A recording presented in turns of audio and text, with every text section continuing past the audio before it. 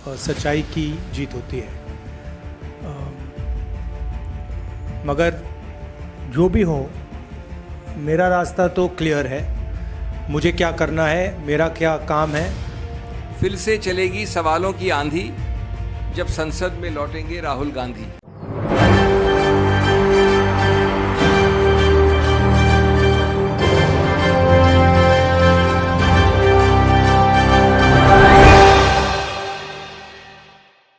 नमस्कार, SPN news देख रहे हैं आप। आपके साथ मैं हूं मानसी जायसवाल। राहुल गांधी की संसद सदस्यता तो बहाल हो गई, लेकिन क्या अब उन पर मानहानि का मुकदमा दर्ज करने वाले पुर्णेश मोदी की मुश्किलें बढ़ती हुई नजर आएंगी? क्योंकि पुर्णेश मोदी को सुप्रीम कोर्ट से बड़ी फटकार लगी। जब इस केस की सुनवाई हो रही थी तो साफ तौर पर पुर्णेश मोदी से ही कई सवाल यहाँ पर चीफ जस्टिस दागते हुए नजर आए।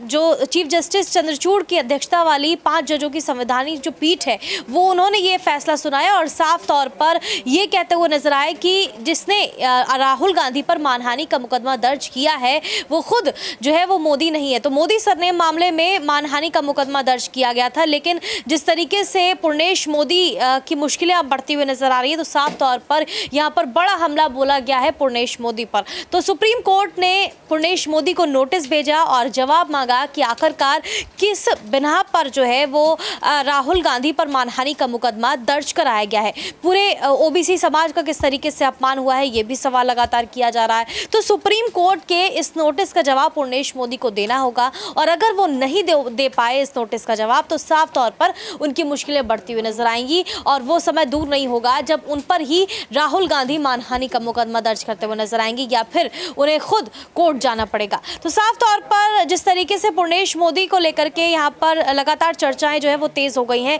राहुल गांधी की संसद में वापसी के बाद यहाँ पर कांग्रेस पार्टी में जश्न का माहौल है। साफ तौर पर ये कहा जा रहा है कि कांग्रेस पार्टी की तरफ से कि भारतीय जनता पार्टी जो है वो तानाशाही की राजनीति करके सत्ता में यहाँ पर जो है वो आती है, और कहीं ना कहीं जिस तरीके से बीजेपी जो है वो ये दावा करती हुई नजर आती है कि कांग्रेस पार्टी और राहुल गांधी देश को गुमराह करने की कोशिश कर रहे हैं। बहरहाल, आप इस मुद्दे पर क्या सोचते हैं, हमें कमेंट करके जरूर बताएं। आज सत्य साहस की जीत हुई है। ये केवल राहुल गांधी जी की जीत नहीं है, लोकतंत्र की जीत है, संविधान की जीत है और आम जनमानस की जीत है। हम आशा करते हैं अब कि भाजपा अपने एक विशेष विभाग जो है, जो कई खेल खेलता है, चालबाजी के और अन्य खेल, उस विभाग पे ताला लगाएगी।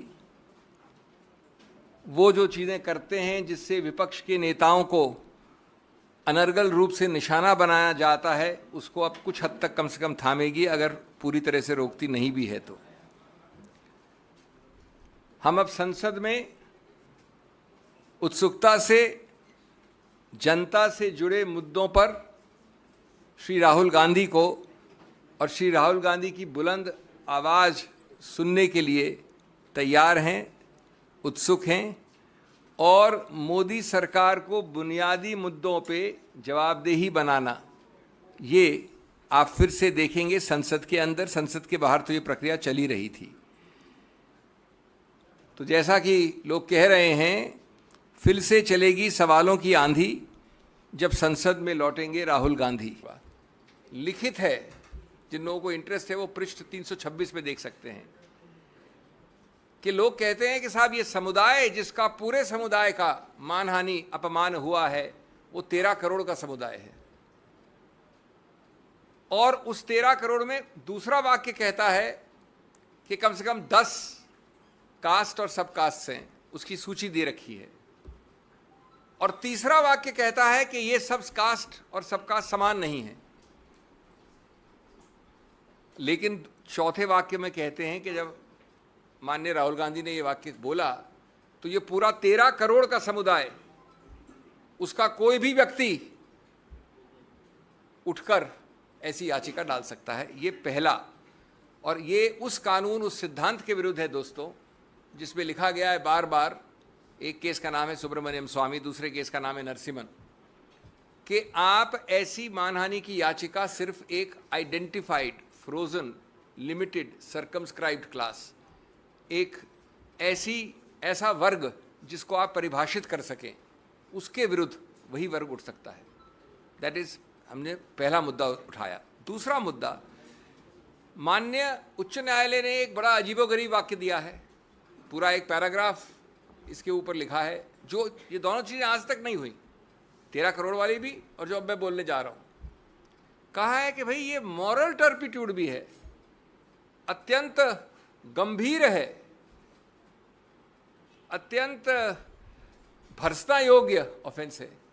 तो मैंने विनम्रता से कहा उच्चतम न्यायालय को कि माननीय न्यायाधीश साहब, आज तक हमने ये नहीं सुना कि जिस ऑफेंस का सबसे ज़्यादा मैक्सिमम पनिशमेंट 2 वर्ष हो, उसको मॉरल टर्पिट्यूड भी कह दो और गंभीर भी कह दो और भर्त्सना योग भी कह दो। फिर हमने बताया कि इस पूरे आईपीसी में, जिसमें के सैकड़ों ऑफेंसेस हैं, उनमें 22 ऐसे प्रावधान हैं जिसमें सिर्फ 22 जिसमें सिंपल इम्प्रिजनमेंट है। उन 22 में से एक है ये प्रावधान मानहानि वाला। तो विधायिका ने तो कभी समझा नहीं इसको इतना गंभीर। आप जो याचक हैं, कंप्लेनेंट है, उन्होंने बहुत ज़्यादा गंभीर बोल दिया और उसके ऊपर उच्च न्यायालय ने लिख दिया। तीसरा, ये बेलेबल है। बेलेबल का मतलब ये नहीं होता कि बेल मिल जाए, कि बेल मतलब होता है कि बिना कोर्ट जाए आपको पुलिस बेल दे सकती है। ये सिर्फ कम जघन्य अपराधों के लिए ऐसा प्रावधान होता है। नंबर 4, नॉन कॉग्निजेबल है। जैसा आप जानते हैं कि थोड़ा भी ज़्यादा अगर गंभीर या जघन्य अपराध है तो पुलिस अफसर बिना वारंट के आपको गिरफ्तार कर सकता है। नॉन कॉग्निजेबल मतलब होता है वो अपराध जो कम जघन्य हैं, कम गंभीर हैं, उसमें आपको वारंट चाहिए, आप जाके किसी को पकड़ नहीं सकते। और उसके ऊपर कंपाउंडेबल 2 तरह के होते हैं। एक होता है कि अगर हमारा झगड़ा हुआ तो हमने प्राइवेटली कंपाउंड कर लिया, 2 निजी रूप से इंडिविजुअल ने, स्टेट नहीं आता उसमें कहीं। दूसरा होता है कि आपको स्टेट की अनुमति चाहिए, स्टेट वाले ज़्यादा जघन्य, ज़्यादा गंभीर अपराध होते हैं। तो ये अपराध कंपाउंडेबल है 2 निजी व्यक्ति विशेष के बीच में। तो हमने पूछा कि आज तक कभी नहीं हुआ कि आपने जघन्य भी बोल दिया, भर्त्सना योग भी बोल दिया और गंभीर भी बोल दिया, एक ऐसी चीज़ के बारे में जो बेलेबल है, नॉन कॉग्निजेबल है, कंपाउंडेबल है, 2 वर्ष का है, सिंपल इम्प्रिजनमेंट है। तीसरा, 13 करोड़ का समुदाय मानहानि कोई एक व्यक्ति कर सकता है। ये कानून उच्च न्यायालय ने बताया, आपको हमको सिखाया है नया। कोई अमुक व्यक्ति, केरला से कश्मीर, असम से गुजरात, लेकिन साथ साथ ये पूछा आपने, हमारी चार्ट में 13 ऐसे केसेस हैं।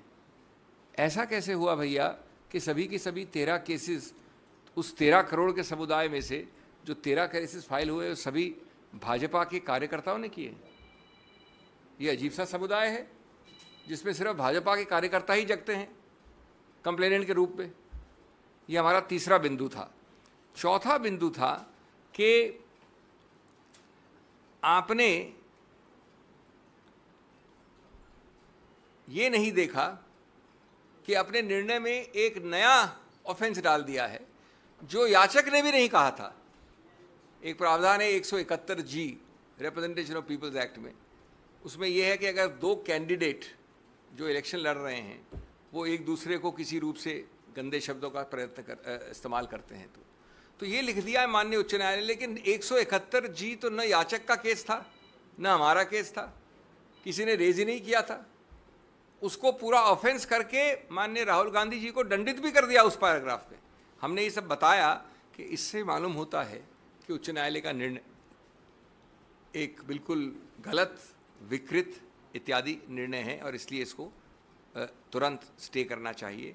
इसके अलावा हमने कई और चीज़ें दी हैं जिनको मैं आपको तकनीकी रूप से नहीं बताऊंगा, सिवाय इसके कि जो मूल वाक्य है जो कि 3 पृष्ठ की राजनीतिक स्पीच में कोलार में 1.5 वाक्य या 3 लाइन का वाक्य बनता है, उसको सिद्ध करने के लिए जो एविडेंस एक्ट में एक सर्टिफिकेट चाहिए वो आज तक किसी ने उपलब्ध नहीं करवाया। तो प्राथमिक रूप से ट्रायल कोर्ट ने कन्विक्ट कर दिया श्री राहुल गांधी को, लेकिन स्पीच अभी तक कानूनी रूप से सिद्ध नहीं हुई है। जब स्पीच सिद्ध नहीं हुई तो वो याचक जिसने कंप्लेंट की थी, पूर्णेश्वर मोदी, वो गया हाई कोर्ट में अपने खुद की कंप्लेंट के विरुद्ध और अपनी खुद की कंप्लेंट को स्टे करवा दिया इस ग्राउंड पे कि मैं अभी और ढूंढ रहा हूं सामान, क्योंकि मैं अपनी वो स्पीच को, क्योंकि उसने स्पीच में एक न्यूज़पेपर प्रोड्यूस किया, कोई टेप नहीं प्रोड्यूस किया, खुद आंखों देखा हाल था नहीं, क्योंकि जो याचक है वो था नहीं वहाँ पर स्पीच में, तो उसने कहा मुझे और टाइम चाहिए और अपनी ही कंप्लेंट पे स्टे ले लिया। देश और दुनिया की तमाम बड़ी खबरों के लिए देखते रहिए SPN9।